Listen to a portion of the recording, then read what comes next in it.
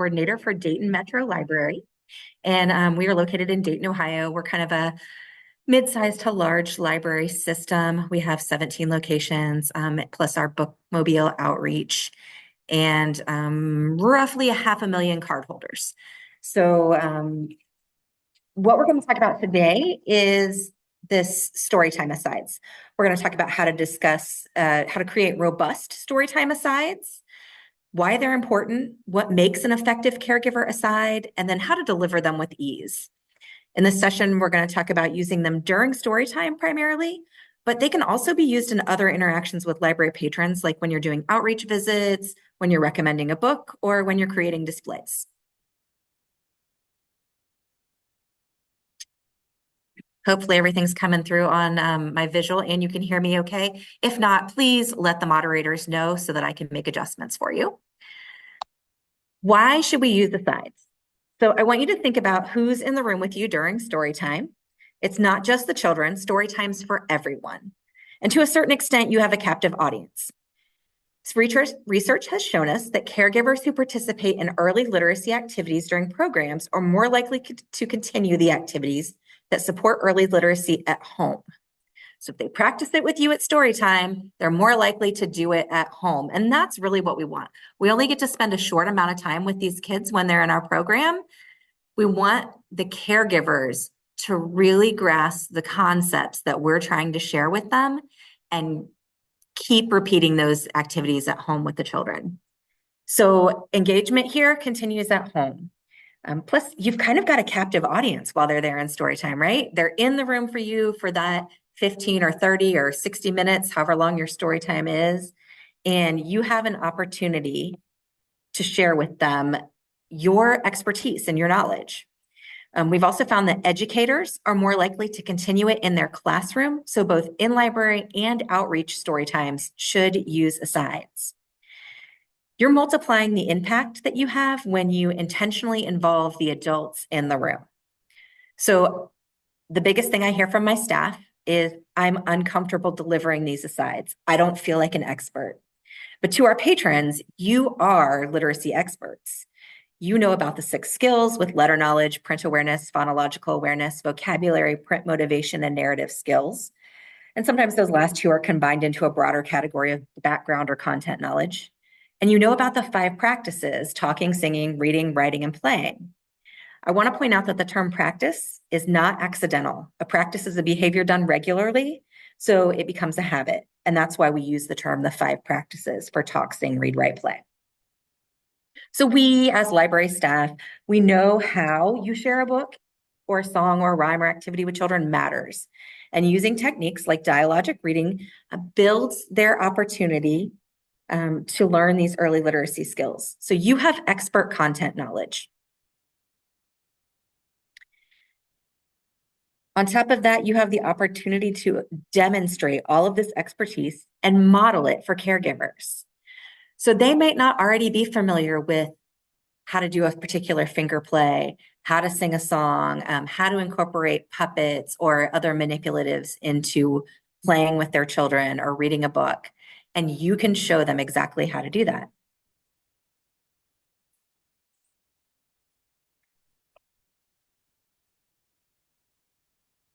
So we're going to give a quick overview. A Storytime aside is a tip about literacy or learning or development. It's usually less than a minute long, and it's aimed at the adults, right?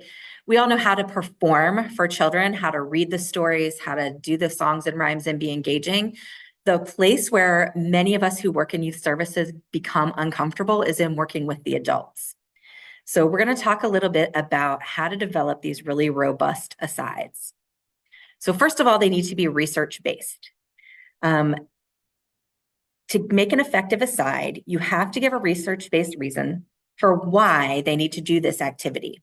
What's the benefit and what's the practical reason behind it? So to do that, you need to have a list of resources and at least a basic understanding of early literacy and child development to craft these robust asides. And there's a couple of slides at the end that I'm going to give you recommended resources to find information on child development and early literacy. And one of the top ones that I like to mention early is Saroja's website, earlylit.net. If you don't know Saroj Goding, amazing at crafting literacy asides, and the resources are available on her website, even though she's already retired. So she has committed to keeping those resources available to librarians. So information, accurate information, matters to us as library employees. And we use that information to create asides that are grounded in research. The next thing you need to make a really robust aside is to make sure it's part of the right age or stage. It's appropriate for the developmental stage of your target audience. For example, babies learn about the world using all of their senses. Chewing on books, shaking or throwing books leads to holding and looking at books and eventually turning pages. That's all part of print awareness. And that's a great aside, but not effective in a preschool setting or in a classroom setting at an elementary age level. Likewise, if you hold a book upside down or backwards and you let children help you figure out why you can't read it, which is print awareness, it only works, or it's only funny if the audience understands book handling skills already. And if they understand print conventions, like a book having a cover that they're read from top to bottom, left to right in English, all of those skills need to be acquired first. So that bit isn't a great aside for a toddler age group because they haven't already mastered those skills. The next thing you need to make sure with a robust aside is that it's relevant. An effective aside is related to the content or the skill that you are presenting, and it connects directly to that material or activity. I really love the quote, "We understand language in a richer, fuller way if we can connect it to the actions we perform." That resonates with me so many ways because there's been times when things are explained to me and I have not had a chance to practice or experience that skill yet. So it just doesn't quite get through, right? You don't quite have the full understanding. But once I get to put my hands on it, or if I'm already slightly familiar with it, if it's connected to the thing that's being demonstrated in the moment, then I really understand it. So what you want to do is, as you are presenting your story time, for example, if I just read Night Owl by Christopher Dennis, the tip that I'm about to give wouldn't make sense. But if I was reading the book, The Little Old Lady Who Swallowed a Dragon, where there's a repeated refrain, then it's going to make sense. So here's the tip. Adults, when you help children say a repeated phrase, they learn about the structure of a story. Understanding how stories work is a narrative skill that'll help with comprehension when they read and write stories later in school. So it works for one book, it doesn't work for another. Connecting it to your rhyme, your song, or a book also is going to help you remember to actually say the aside.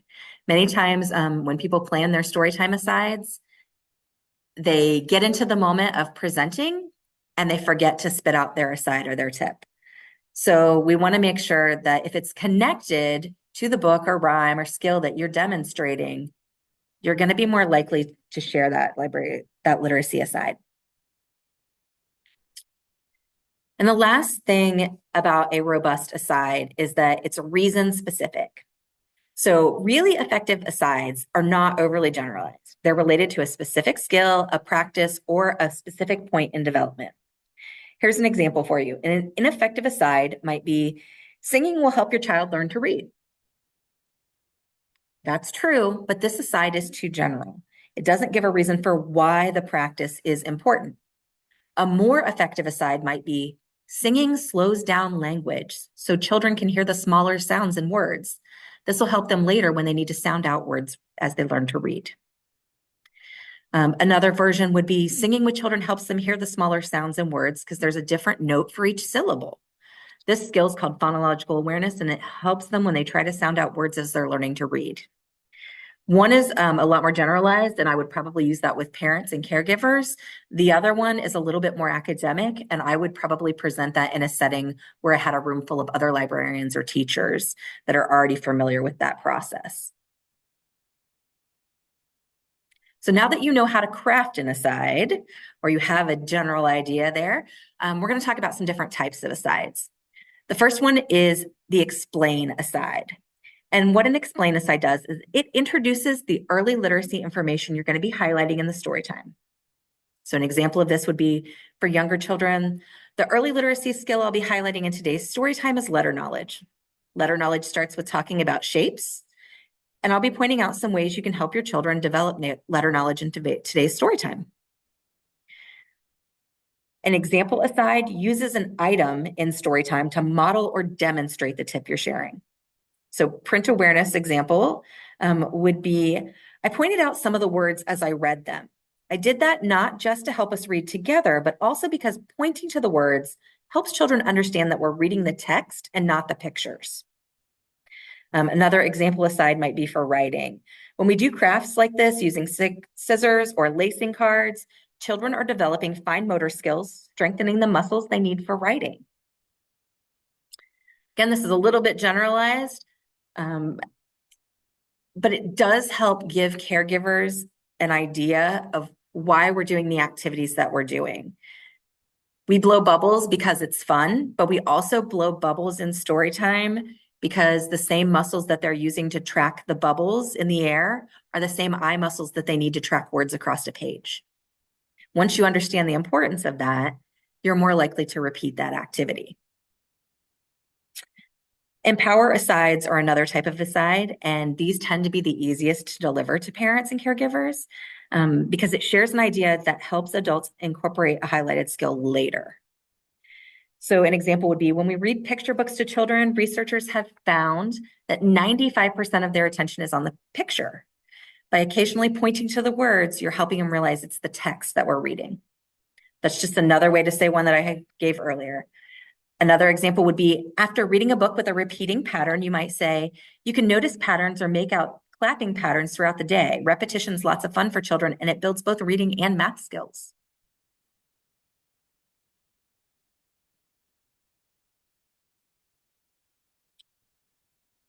So I love this formula. Like I said, I'm in Ohio, but you have a ton of great resources in Colorado. Melissa Depper from Arapahoe Library District has a great blog called Mel's Desk. And she uses this formula where it says, parents, when you do this activity, your children learn this early literacy skill. This helps them become a good reader because this is what we know from research. So it's a really great formula to use when you're trying to start writing your asides. Doing this early literacy practice with your children will help them get ready to read. So here's an example that they've given for that. When we clap out the parts of words, we're playing with breaking words into parts, which help your children when they later have to break words into syllables, sounding out or decoding words. That's all phonological awareness skills. We just need to know how to share with parents and caregivers and teachers the easiest way for them to break down these technical terms and repeat that and model the things that we're demonstrating in story time. Another great tip that is on Mel's Desk's blog is parents, when you sing a lot of songs with your children, they learn words that we don't use in regular conversations. This will help them become a good reader because kids with big vocabularies have an easier time understanding what they read. I love this tip because it's also a great way to encourage families to sing along with you. Sing along, singing with your child will help them get ready to read because we use vocabulary words in songs that we don't in everyday life.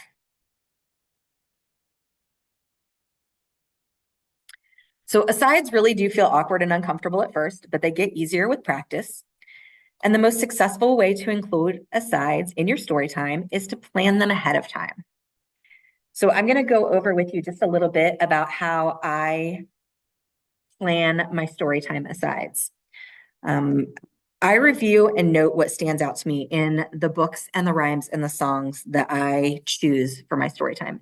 So a lot of times when I am building a story time, I've chosen one particular book that stood out to me for whatever reason. And I'm like, I really want to build an entire story time around this book. So what's the early literacy skill or one of the 5 practices, or is it a component of literacy that I want to point out to them? I'll give you an example. I read the book Into the Outdoors by Susan Gall, and this book highlights prepositions in the story. It uses like, down, up, over, under, behind, among. So I started looking up positional words, and why they might be important to young children when I wanted to create my aside. Eventually, I ended up with the aside. When we use and demonstrate positional words, we help develop a child's spatial awareness, which is also a math skill. This helps them build vocabulary and background knowledge they need to become great readers later. And then I like to inject a little bit of humor, especially after I've delivered a kind of academic type of side like that. And so I'll do things like whisper, "Hey, grown-ups, this will also help them follow directions when you ask them to put their toys away in the basket or on the shelf." And then when I created this particular story time, my follow-up activity was a flannel board with a brown bear and a stream and grass and a cave. And the kids got to follow my verbal directions on where to move the flannel bear. So the bear was under the cave, in the cave, down to the stream, behind the grass. And this particular story time also included the rhyme going on a bear hunt. So they got to incorporate physical movement. And we practiced moving to the back of the room, putting our hands over our head. We used those same positional words that we did in the story in several different ways.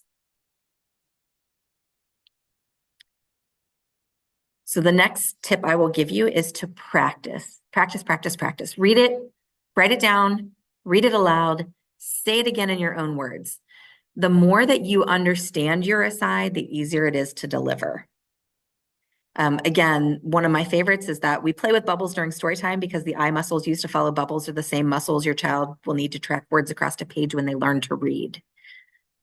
I can pretty much spit that out at any point in time because I've used it so often.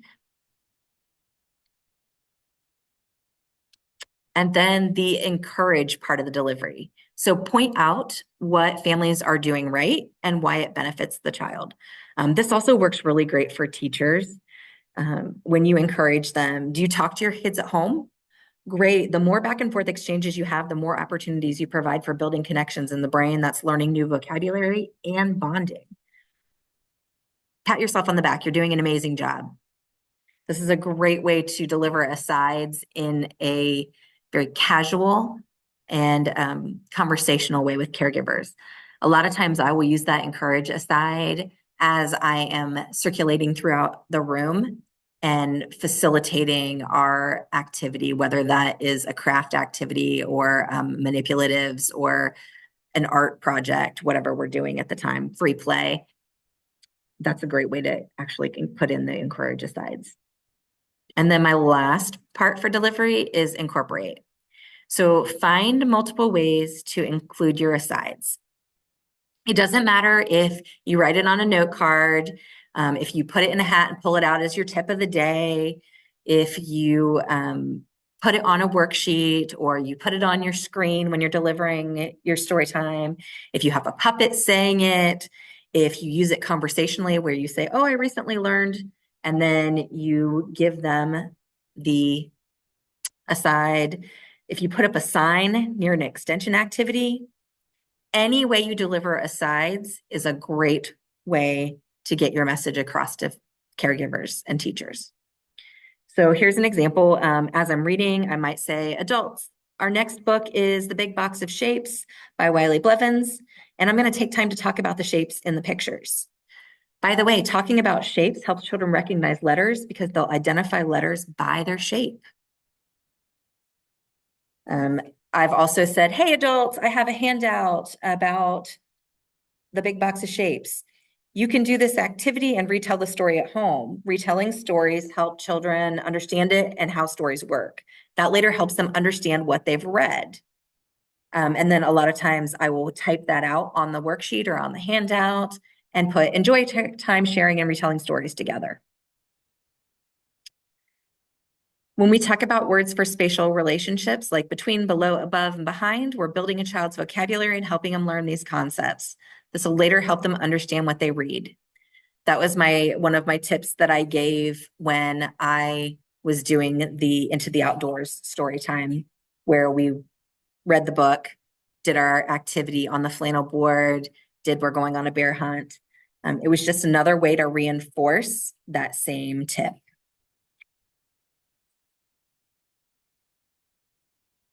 I'm going to pause for just a minute here and see if there are any questions so far, because I know that I have thrown a lot of information at you at once.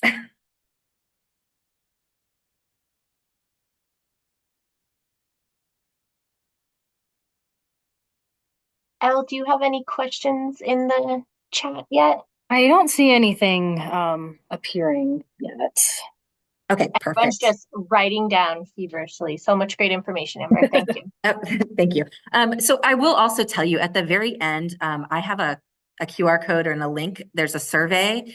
If you fill out the survey, it asks you to put your contact information in. I will send this whole presentation to you along with what I've said with the presentation. It's already like into the notes. So don't feel like you have to scribble too furiously. Okay, we are getting a few questions. Do you stick to one aside during story time, or do you use multiple throughout your story time? So if you're just starting out with delivering asides, I would absolutely just stick to one. I'll be honest with you, I have worked for the library, Dayton Metro specifically, for almost 30 years now. So it's second nature for me to spit out asides, and therefore I do several. And I might give the same concept in a couple of different ways throughout the story time. But I think it's totally okay to just do one. It's all about your comfort level and feeling like it's natural for you. You don't want to feel like you're doing a class for the adults. You still want story time to be true to story time and fun. Perfect, thanks. And for those who are asking about tips, those will be in the resources at the end. So, all right. I think that's all the questions for now. Great. So this is also one of the reasons that I mentioned, feel free to screenshot, but also I will send all of this out at the end if you give me your contact information through the survey. And then Clell should also have a copy of the presentation, which has this in there. So one of the literacy resources I mentioned earlier is Saroj Goding's website, earlylit.net. It is amazing. And if you're not familiar with Saroj, she's also one of the people that helped write Supercharged Storytimes. And that training is available on the next website, that Ohio Ready to Read website. They also have several free trainings and resources available with Storytime ideas in there. So Supercharged Storytimes is available via Web Junction, and it is, like I said, linked directly on that Ohio Ready to Read website. The other place I love to go is to Jayberry to get little tips. They have a particular blog post that's from June of 2015 titled Early Literacy Messages in Action. And it really does a great job of breaking down how to give that. We do this because giving a piece of research, and this is how it helps, giving you another formula to use as you're crafting your asides. Another place that I love to go to have a good list of literacy accomplishments or milestones. If you go to any of the age groups on Reading Rockets, and the one that I have in here is birth to 3 years old, the other ages are linked at the bottom of the page. So you're going to look for their developmental milestone articles in there. And Reading Rockets is a great website to send families to, as well as teachers. So you can get information from it, but it also has a caregiver section in there. And then Color in Colorado is the flip side to that has everything in Spanish as well.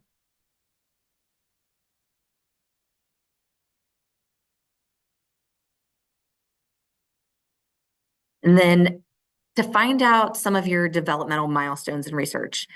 For me, I have a degree in early childhood education, and then I went on to do my master's in library information science.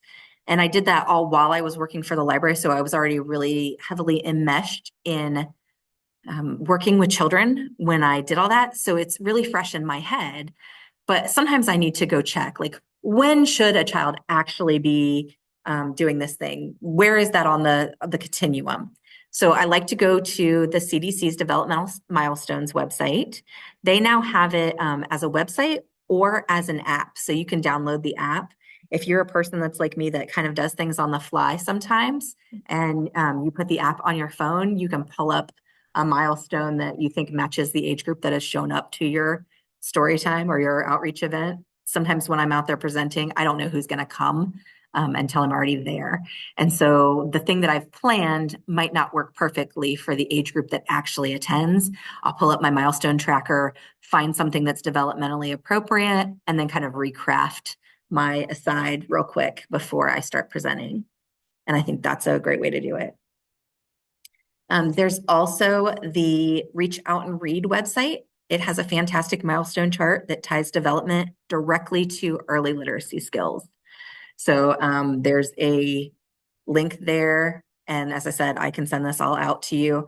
But it makes it real easy to understand things like one of the reasons that we play a chime in story time for babies is that it is developmentally appropriate for them to turn their head towards the sound when they hear that noise.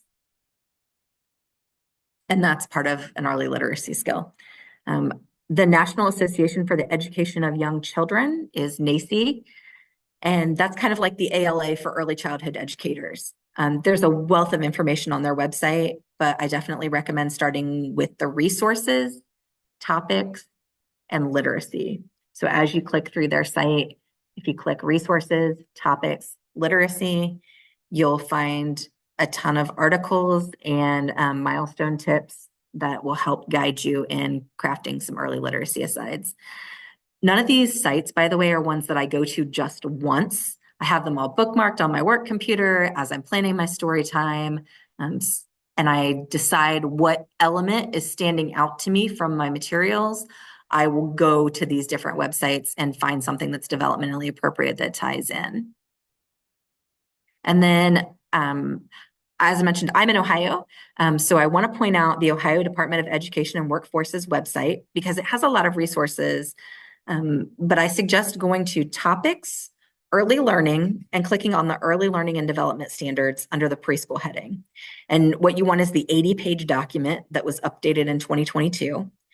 One of the reasons that I'm still sharing this, even though I know some of you may be in Colorado or in other states, you're not necessarily in Ohio, is because the way Ohio's is written is broken down into the domain, which is the discrete area of child development and learning, and then the strand, which is the developmental component of the domain.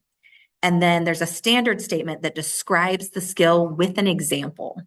So the skills are listed from infancy through the end of preschool in Ohio standards, and they're shown on a continuum with the earliest skill first and the most advanced skill at the bottom of the list for each of those domains. So it's not linked to a specific age, but you'll know that as you're working with these age groups, if you see in your group of toddlers that most of them have acquired a particular skill that you've been talking about, you can keep moving down the continuum and pick the next skill.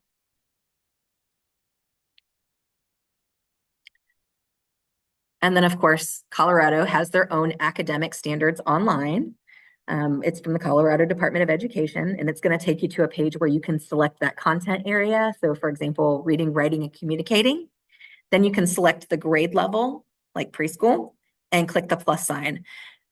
At that point, you'll see the domain and the strand at the top, and then the expectation, which is basically Ohio's standard statement on the right, and then you'll see the example on the left.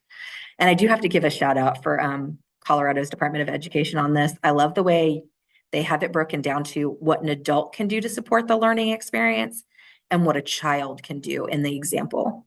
So there's both the adult and the child reaction in those standards. Every state does have their own developmental standards, so I encourage you to look up yours.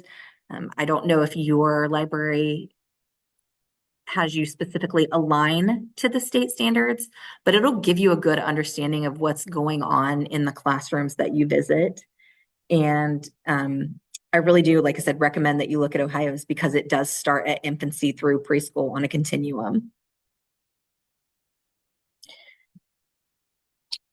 And this kind of brings me to my point where you can fill out the survey. I'm always looking for ways to help others in the library field.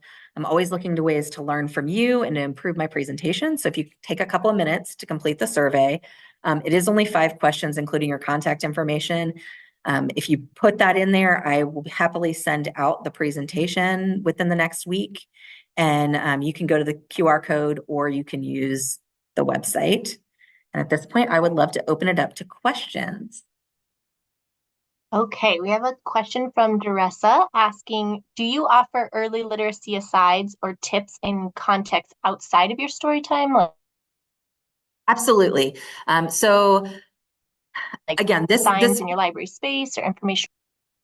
Yeah, so this presentation is very specific to inside of Storytime, but kind of what I mentioned earlier, when I go out and do outreach visits, whether that is in a classroom or at an event, I still offer asides. So that bubble aside that I give about tracking with the eyes is because typically one of the items that my library gives away is bubbles when we're out at a tent presenting and manning a festival or a community event. I love to tie in anything that I'm going to share with whatever we're doing. So if we're doing a craft that includes scissors or weaving or some kind of fine motor skill, then I will go ahead and print out my aside and put it either on the directions that we're handing out that goes with the craft activity or on display on my table. Plus, I'll share it just as I'm talking to people. So as I go through different tasks, I incorporate those early literacy asides. If I am working with a patron one-on-one in a branch and I'm doing a reader's advisory, then I might pull in an aside based on a book that I select to recommend to them. Or even on a display, if I'm putting up a display, I might link it all to one specific literacy skill and add that in there, and I'll put the aside on display as well.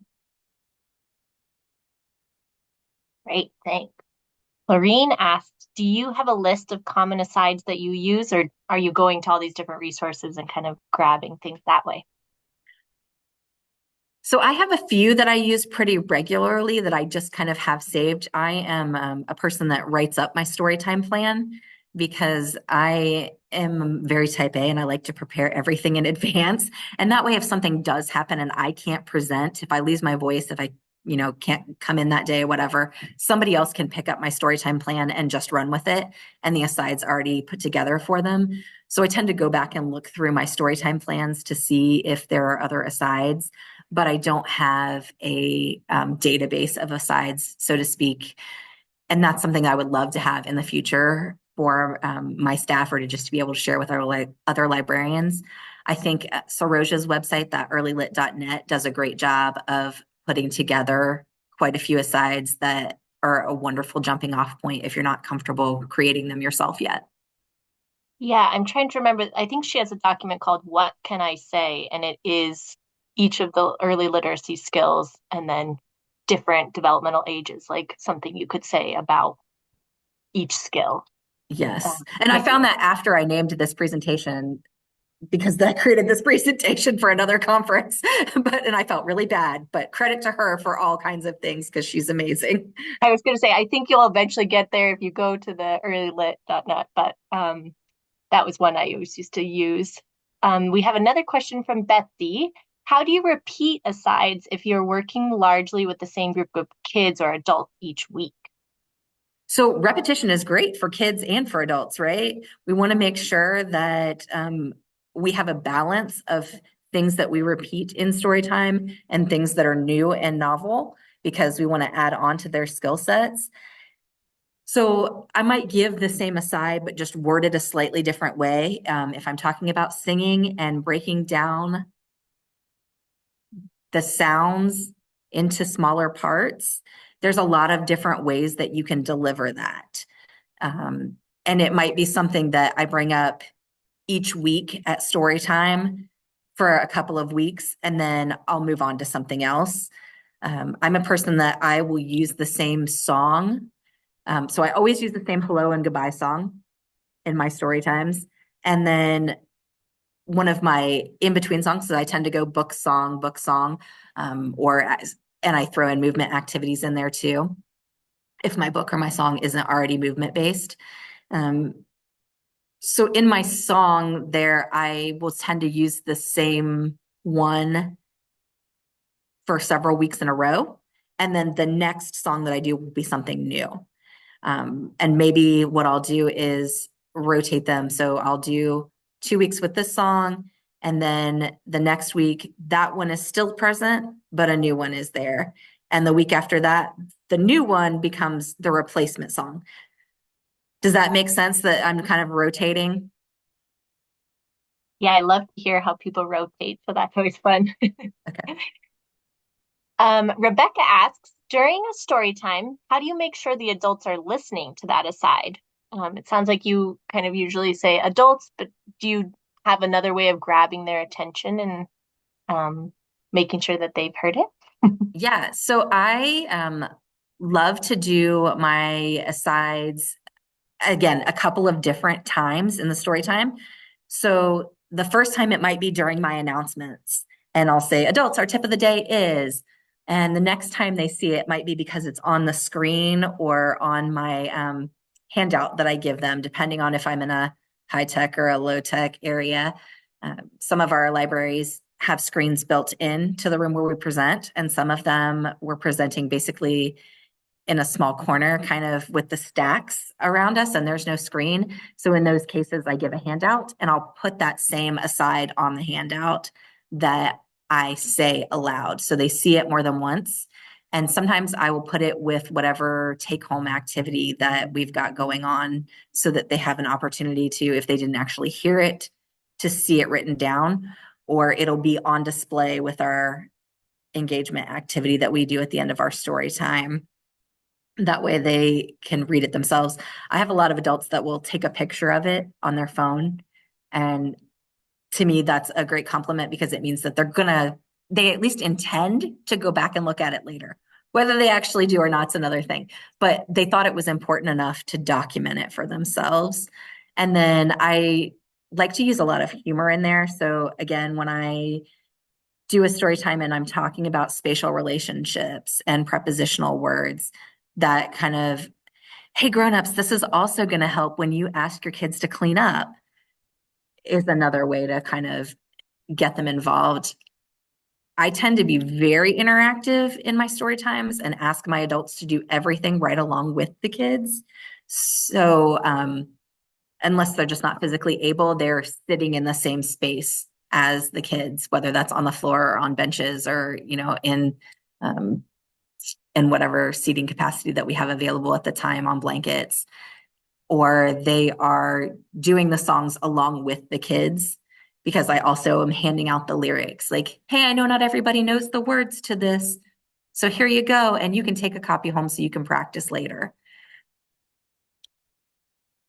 I love that. Yeah, getting people moving and doing. Modeling is great. Um, Feel free if you have questions, go ahead and put them in the chat and I will ask Amber. Amber, I have a question for you. I think when you're with the sides, it can feel a little didactic or condescending. Do you have tips or tricks for folks to take on this without feeling too preachy? I do think that the more you do it, the easier it becomes, the less it feels like you are teaching to them, and the more you are building relationships and engaging with them. I think that's really the key, is that you're building relationships in your story times already. And so they already see you as an expert in a certain thing, and you acknowledge that they're also experts in their own child. So you're just giving them another way to engage with their child. And it's whatever delivery method works for you. If you're a person that uses a puppet all the time and you want to have the puppet deliver your tip, then do that. If you want to put it on a paper and say, point it out to them, hey, I've also included an early literacy tip for you, an early learning tip, then you can do that. It's really no one right way to do it. So it's based on your personality, your method of engaging with your patrons. I love it. Thank you.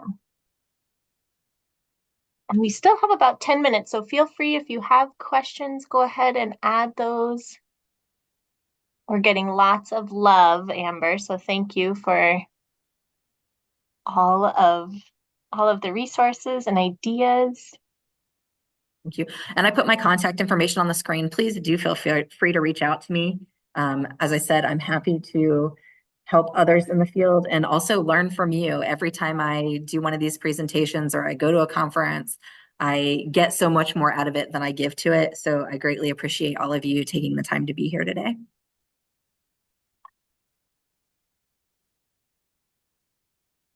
And we'll hang out here. If other people have questions, feel free to put them in the chat. But I just wanted to let folks know as soon as this is over, we will have about a 15-minute break, and then we will come back to the next session at 1:35.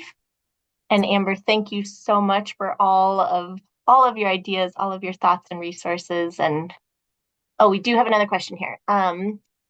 Thinking a lot, this is from Allison, thinking through lots of the tips you've used and are familiar with, are there any that come to mind that are especially fascinating to you? Like bubbles was a great example. Boy, that's a tough question. I really am mesmerized by the way the human brain works and how plastic it is, right? So like that neuroplasticity, how if one part of the brain develops, another part can kind of take over and add in, and we're always making new connections.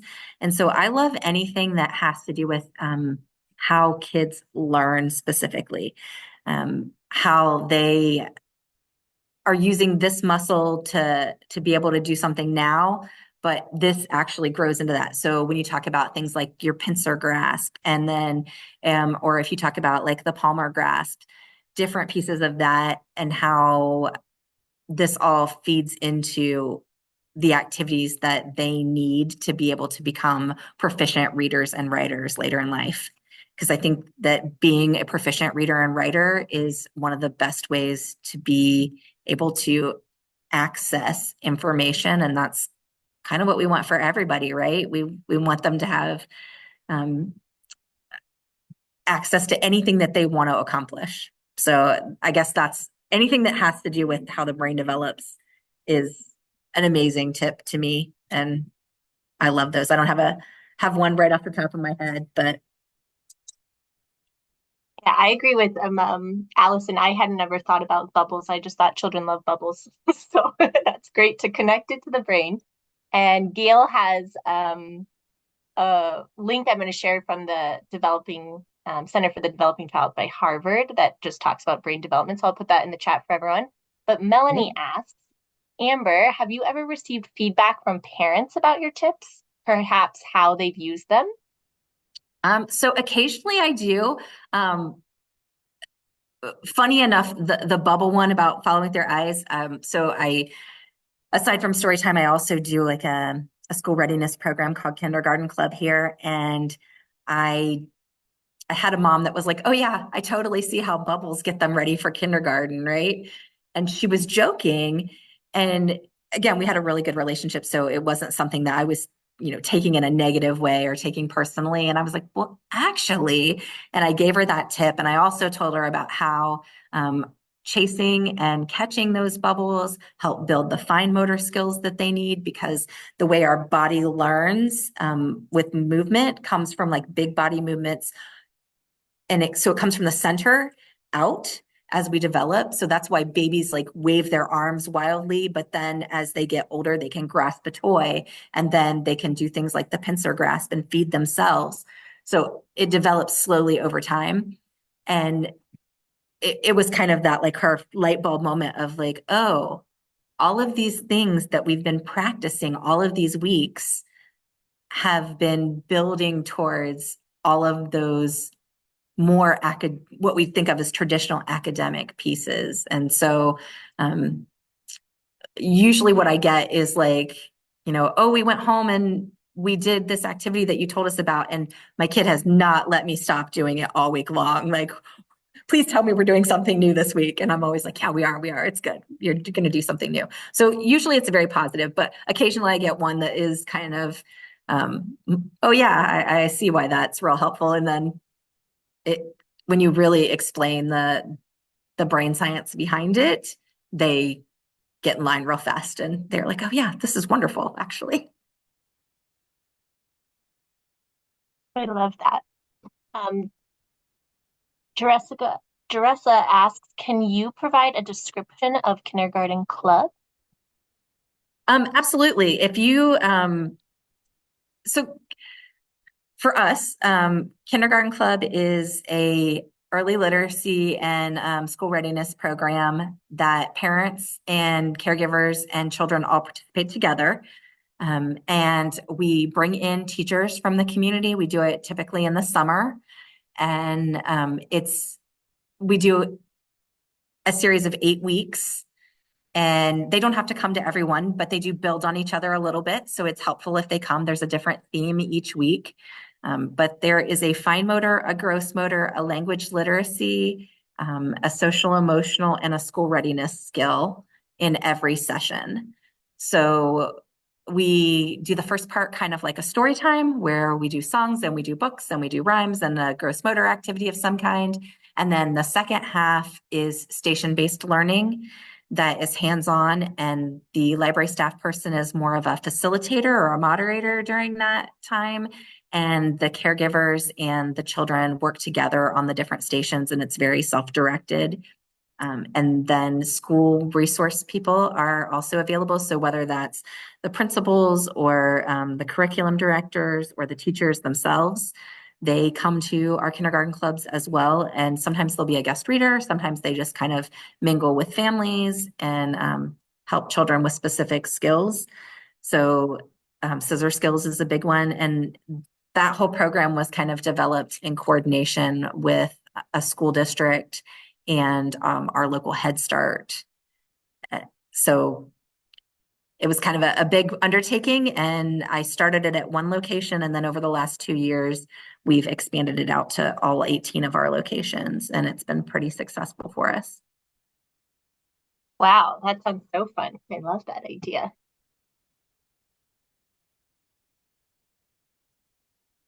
We're just getting a lot of love, Amber, in the chat here. So thank you for all your ideas and research and resources.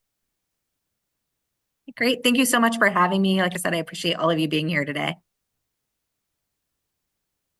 And just for everyone in the audience, we do have about a 15-minute break, and then we will come back at 1:35 to our rooms. But feel free to add questions if you have them.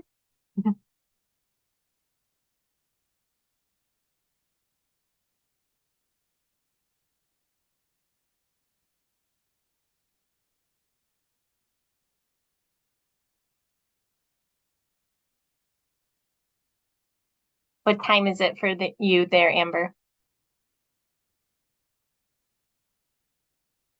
Oh, now you're muted. Sorry.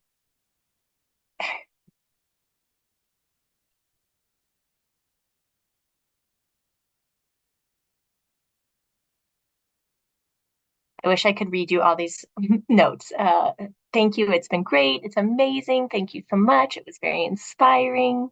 So, oh, but you're muted. I don't know. Or is it muted for me? Okay.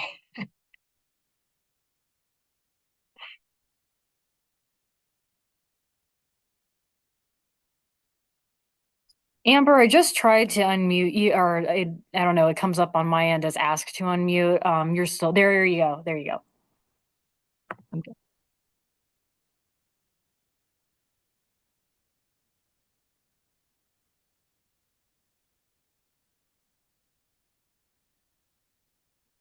I'm so glad you did this one. This was actually, I started about maybe 12 years ago in library land, and somebody did something similar to this, and it just totally revolutionized my story time. So thank you for, Yeah. I think sometimes we forget and we get in the pattern of like, yeah, we're doing all these things, but we forget why and how to share how intentional we are being with the stories we're choosing. So thank Like you I said, for I've been doing it a long time, but it's always great for me to go back and have a refresher and look at some of those resources and to hear how other people are doing it. So I appreciate all the input that I get from everybody else too. And it's always fun to hear what's happening across the states too, and hear what everyone's doing and how differently. And so thank you. All right. I think we will say goodbye. Thanks for